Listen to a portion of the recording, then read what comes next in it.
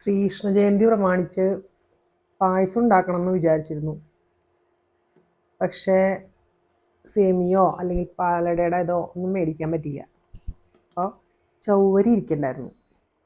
അത് വെച്ചിട്ട് പായസം ഉണ്ടാക്കാമെന്ന് വിചാരിച്ചു. അപ്പോൾ പാൽപ്പായസം ആയാൽ മതിയല്ലോ കൃഷ്ണന് നേദിക്കാനായിട്ട്.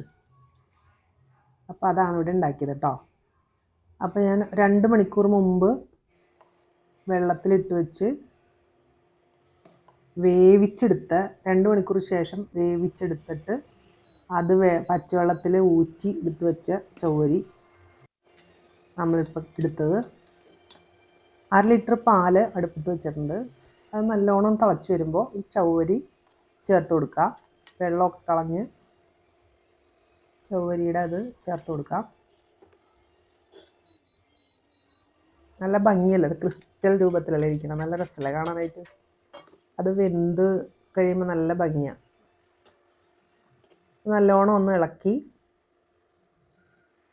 ഒരു 3-4 ഏലക്കായ പൊടിച്ചത് ചേർത്ത് കൊടുത്തിട്ടുണ്ട്. പിന്നെ ഞാൻ ചേർക്കണത് കസ്റ്റാർഡ് പൗഡറാണ് കേട്ടോ. 2 ടീസ്പൂണാണ് കേട്ടോ അത്.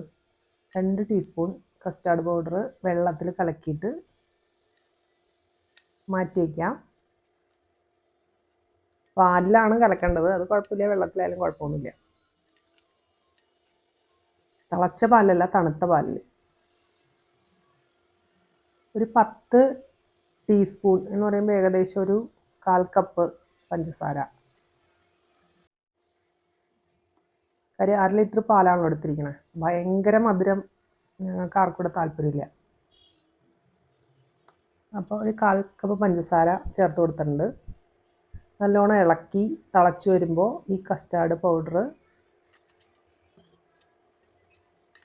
ചേർത്ത് കൊടുത്ത് ഒന്ന് ഇളക്കാം. നല്ലോണം ഇളക്കണം. അതായത് അതിൻ്റെ എല്ലാം ഒന്ന് മിക്സായിട്ട് എല്ലാം ഒന്ന് അതിലേക്ക് ചേരണം. അപ്പോൾ അത് മാറ്റി വയ്ക്കാം. ഒരു പാൻ അടുപ്പത്ത് വെച്ചിട്ട് അതിലേക്ക് ഒരു സ്പൂൺ നെയ്യ് ഇട്ട് കൊടുത്തിട്ടുണ്ട്.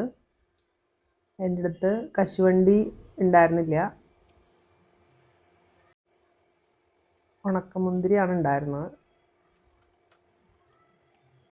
അത് നെയ്യിലിട്ടൊന്ന് വറുത്തെടുക്കാം. പിന്നെ ബദാം അങ്ങനെയുള്ള സാധനങ്ങൾ എന്തെങ്കിലുമൊക്കെ ഉണ്ടെങ്കിൽ നമുക്ക് അതിലേക്ക് ഇട്ട് കൊടുക്കാം കേട്ടോ. എൻ്റെ ഉള്ളത് വെച്ചിട്ടാണ് ഞാൻ ചെയ്യണം. ഇപ്പോൾ ഉള്ളത് വെച്ചിട്ട് ഒരു പായസം, ഉള്ളത് കൊടുക്കുക എന്നാണല്ലോ പറയുക.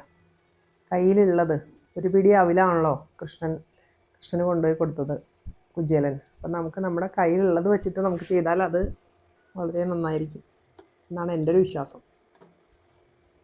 അപ്പോൾ നമ്മൾ ഉണക്കമുന്തിരി നെയ്യിലിട്ട് വറുത്തതും കൂടി ചേർത്ത് നല്ലോണം ഒന്ന് അടുപ്പത്ത് വെച്ച് ഇളക്കി നല്ലോണം തിളച്ച് വരുമ്പോഴത്തേക്കും തീ ഓഫ് ചെയ്യാം. അപ്പോൾ നമ്മുടെ ചൗവരി പായസം റെഡി ആയിട്ടുണ്ട്, പാൽപ്പായസം. അപ്പോൾ കൃഷ്ണ ജയന്തിക്ക് ഉണ്ടാക്കാമെന്ന് വിചാരിച്ചിട്ട് ഉണ്ടാക്കിയതാണ് കേട്ടോ. അപ്പോൾ എല്ലാവരും ഒന്ന്